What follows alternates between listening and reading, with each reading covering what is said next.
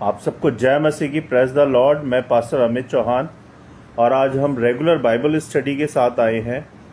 हमारा निर्गमन 37 अध्याय चल रहा है अभी और आज उसी पे हम मनन करेंगे। इससे पहले कि हम लोग वचनों में जाएं, मैं उम्मीद करता हूं कि आप लोग बहुत अच्छे से होंगे और विश्वास करता हूं कि परमेश्वर की आशीषों से परमेश्वर की आशीषें आपको बहुताई से बहुत बहुत मिल रही होंगी। जैसे कि हम हर हफ्ते ऑनलाइन करते हैं, बुधवार को हम लोग प्रेयर करते हैं, प्रेयर फॉर ऑल। रात को 10 बजे Bible prayer for all page पे, सेम पेज पे रात को 10 बजे आते हैं लाइव। और उसके बाद हम लोग थर्सडे को टेस्टमनी शेयर करते हैं सेम टाइम पे, और फ्राइडे को फास्टिंग प्रेयर करते हैं, सैटरडे को रेगुलर स्टडी करते हैं सेम टाइम, और संडे को मॉर्निंग 10 बजे हम लोग वर्शिप करते हैं। ये हमारा शेड्यूल है। अभी मंडे ट्यूसडे हम कुछ नहीं कर रहे हैं, उसके लिए हम सोच रहे हैं कि क्या स्टार्ट करें। तो अगर आपकी कोई सजेशंस हो तो बताइएगा। इससे पहले कि हम लोग वचनों में जाएं, आइए हम सब मिलकर प्रार्थना करते हैं, वचन के लिए भी और आज के दिन के लिए भी। धन्यवाद धन्यवाद परमपिता परमेश्वर, राजाओं के राजा प्रभु यीशु, हम धन्यवाद देते हैं इस समय के लिए और आपकी स्तुति, आपकी महिमा, आपकी प्रशंसा करते हैं, क्योंकि आप महान हैं, आप ही सत्य है, आप ही मार्ग और आप ही जीवन है, और आप ही सृष्टि के रचयिता हैं, और आप ही हमारी रोटी और अन्नदाता हैं। प्रभु जी, हम धन्यवाद देते हैं प्रभु कि आपने समय दिया कि हम आपके वचन पे मनन कर पाएँ, वचन को खोले, पढ़े और सीख पाएँ। प्रभु जी, ऐसा होने दे परमेश्वर। हम सबके मन को, हमारे ध्यान को फोकस सिर्फ और सिर्फ अपनी ओर लगाएं, अपने वचन की ओर लगाएं, और हर एक वो बात जो हमें भटकाती है आपके वचन से, आपके ध्यान से, उन चीज़ों को, शैतान को हम सबसे दूर करें। प्रभु जी, हमारी सहायता करें आपके वचन को सीखने में। मेरे मुंह के शब्द आपको ग्रहण योग्य हों, आप सहायता मदद करें। हम सारी बातों को विश्वास के साथ और इस वीडियो सभा को आपके हाथों में सौंपते हैं। आप देखें, संभालें, प्रभु यीशु नासरी के नाम से, आमीन। तो जैसा कि हम लोग बात कर रहे हैं निर्गमन 37 अध्याय के बारे में, तो इस पे आज हम मनन करेंगे। अगर आपके पास बाइबल है तो बाइबल निकाल लीजिए, और अगर आपके पास बाइबल नहीं है तो कोई बात नहीं, आप मुझे सुन लीजिए। निर्गमन 37 अध्याय 1 से 9 पद में लिखा है, बेजलेल ने अकाशिया की लकड़ी से वाचा का संदूक बनाया, सोने से मढ़ा और ऊपर दया आसन बनाया। 2 करूब उसके ऊपर सोने से गड़े, जिनके पंख दया आसन को ढांपते रहे। 1 से 9 पद में लिखा है, इसका जो मतलब है वो ये है, संदूक परमेश्वर की उपस्थिति और वचन, वाचा की पट्टियों का प्रतीक है।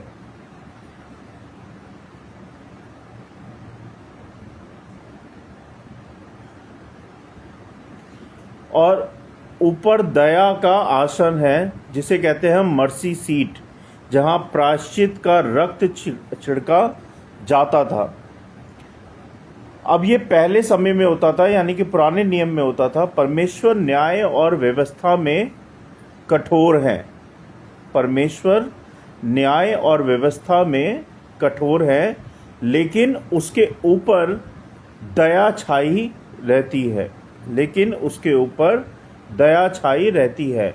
हमारा जीवन परमेश्वर के वचन, सत्य और उसकी दया, अनुग्रह दोनों से ही चलना चाहिए, ना कि शैतान से चलना चाहिए, है ना। मैं फिर से रिपीट करूंगा इस लाइन को। हमारा जीवन परमेश्वर के वचन, सत्य और उसकी दया और अनुग्रह दोनों से ही हमारा जीवन चलना चाहिए। अपने हृदय को परमेश्वर के संदूक की तरह बनाना, वचन उसमें संजोना, दूसरों के साथ कठोर न्याय नहीं बल्कि दया का अभ्यास करना, यही परमेश्वर की आशीषें हैं। दूसरी बात, हाजिर की मेज।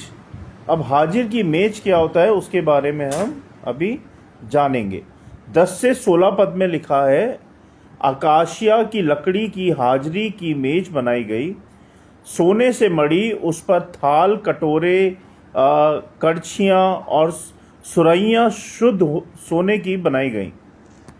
अब इसका क्या मतलब हुआ? इसका मतलब ये हुआ कि मेज पर रोटियां रखी जाती थी जिन्हें हाजरी की रोटी कहा जाता था। अब आपको समझ में आई हाजरी की रोटी किसको कहा जाता था? मेज पर रोटियां रखी जाती थी जिन्हें हाजरी की रोटी कहा जाता था। परमेश्वर की सतत उपस्थिति यानी कि सच्ची उपस्थिति और प्रबंध का वो चिन्ह है। परमेश्वर हमारी रोजी रोटी का स्रोत है। परमेश्वर हमारी रोजी रोटी का स्रोत है। हमारी रोटी, हमारा सहारा, हमारा परमेश्वर प्रभु यीशु मसीह है। संगति और सामूहिक उपासना में भोजन, रोटी, साझेदारी का एक इम्पॉर्टेंट पार्ट है। परिवार और कलीसिया में संगति, भोज और जरूरतमंदों की सेवा करना, हर आशीष को हाजिरी की रोटी समझकर परमेश्वर को धन्यवाद करना बहुत ज़रूरी है। जब भी आप रोटी खाते हैं, चाहे वो सुबह हो, दिन हो, रात हो, परमेश्वर का पहले धन्यवाद करो और फिर उस रोटी को रोटी के निवाले को अपने मुंह में लो। तब जाके परमेश्वर आपको आशीषें बहुताई से देंगे और आपके भंडार हमेशा स्वर्ग भंडार से भरे रहेंगे और आशीषित रहेंगे। तीसरा पद कहता है, 17 से 24 पद में लिखा है, शुद्ध सोने का दीवट मेनोरा बनाया जिसमें एक डंठल और 6 शाखाएं थी। बादाम के फूलों से जैसे कलियां, कप और पुष्प बनाए गए। 7 दीपक और बत्ती, कतरनी व तस्तरियां सब शुद्ध सोने से बनाई गई। अब 17 से 24 पद का क्या मतलब है वो हम देखेंगे।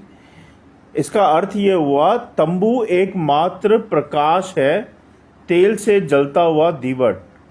तेल पवित्र आत्मा का प्रतीक है।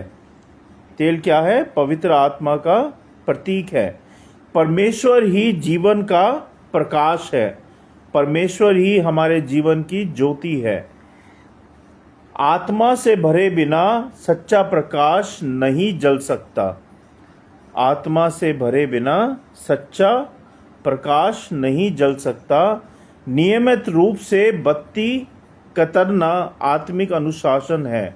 यानी कि जब आप दीवट रखते हो और उसमें बाती जब ख़त्म हो जाती है तो उसको कंटिन्यू करने के लिए आपको दूसरी बाती लगानी पड़ती है, फिर तीसरी लगानी पड़ती है, फिर चौथी लगानी पड़ती है, जिससे कि वो दीवट कभी बुझे ना, जलता रहे। ऐसी आपकी आत्मा को रिफ्रेश करना वचनों के द्वारा, परमेश्वर के द्वारा, बाइबल के द्वारा, चर्च के द्वारा बहुत ज़रूरी है। जब तक आप कंटिन्यू रिफ्रेश नहीं करोगे, शैतान आप पे हावी हो जाएगा। वचन सुनना, वचन पढ़ना, प्रार्थना करना बहुत ज़रूरी है। यह हमारी जीवन की यात्रा का पार्ट है जिसे हमें रेगुलर निभाना भी है और करना भी है। चौथी बात, 25 से 28 पद में लिखा है, अकाशिया की लकड़ी की धूप की वेदी बनाई, ऊपर और चारों ओर सोने से मढ़ी, सोने की जरी दी, सोने के छल्ले और डंडे बनाए। ये निर्गमन 37 अध्याय में उन चीज़ों के बारे में जिक्र है जो उस टाइम पे यूज़ किया जा करते थे। तो इन पदों का मतलब क्या हुआ? धूप की वेदी यानी कि धूप, प्रार्थना की सुगंध जो हर दिन परमेश्वर के सामने जाती है। यानी कि प्रार्थना केवल याचना नहीं है, ध्यान दीजिएगा, प्रार्थना केवल याचना नहीं है बल्कि परमेश्वर को सुगंधित उपासना अर्पण करने का तरीका है।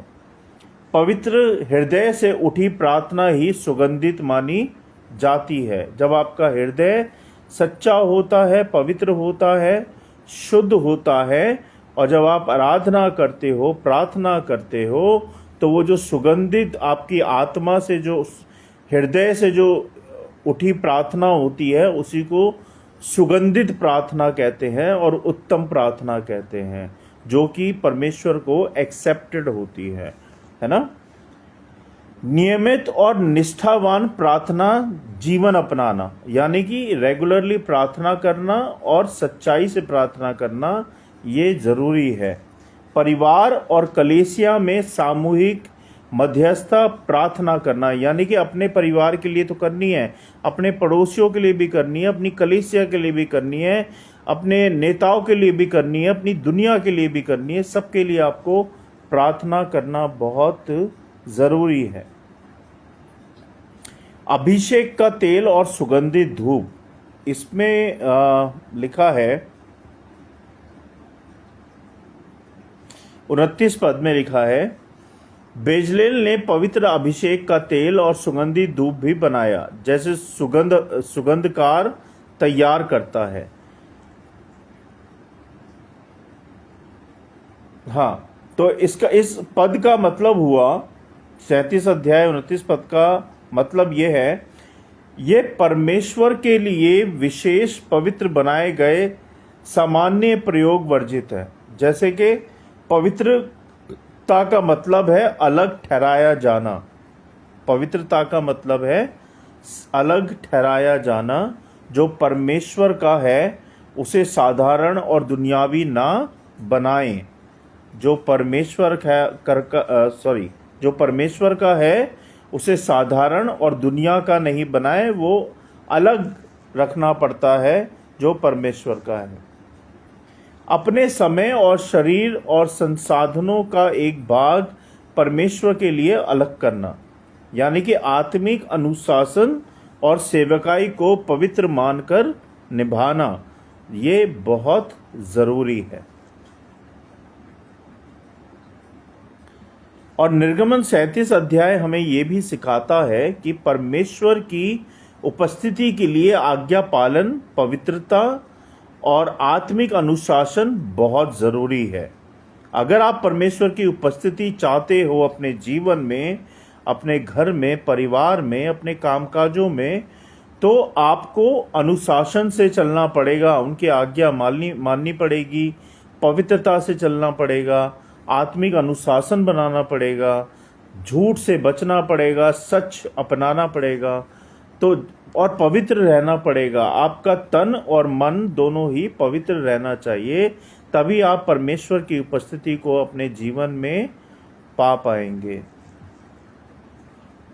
अब मैं आपको बता देता हूं कि वाचा का संदूक का अर्थ क्या होता है। वाचा के संदूक का मतलब होता है वचन और दया, और हाजिरी की मेज का मतलब होता है, जो कि वचन में बार बार यूज किया गया है, प्रबंध और संगति। दीवट का मतलब है प्रकाश और आत्मा, और धूप की वेदी का मतलब है प्रार्थना की सुगंध, और लास्ट अभिषेक का तेल, यानी कि अलग ठहराई हुई पवित्रता। परमेश्वर अपने लोगों के बीच निवास करना चाहते हैं, पर उसके लिए हमें भी अपने जीवन को उसके अनुसार बनाना पड़ेगा। अगर आप परमेश्वर के अनुसार जीना चाहते हैं, उनकी उपस्थिति अपने जीवन में चाहते हैं कि वो आपके जीवन में आए, हर काम में आपके साथ खड़े रहें, तो आपको अनुशासन के साथ उनकी आज्ञा पालन में, पवित्रता में और उनके अनुग्रह में, उनके अनुशासन में चलना पड़ेगा, सच्चाई से, ईमानदारी से और पवित्रता से। ठीक है, तो ये था आज का वचन। मैं उम्मीद करता हूँ कि आपने सीखा होगा वचनों से। कुछ गलती होगी हो तो मुझे माफ़ कीजिएगा।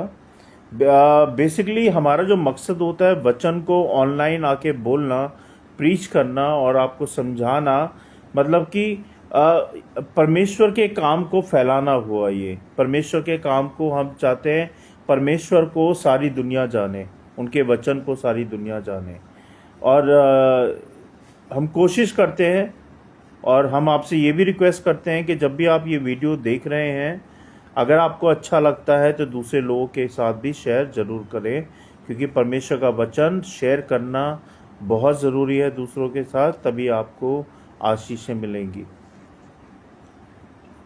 तो परमेश्वर के वचन को पढ़े जाने और सुने जाने पर आशीष दें।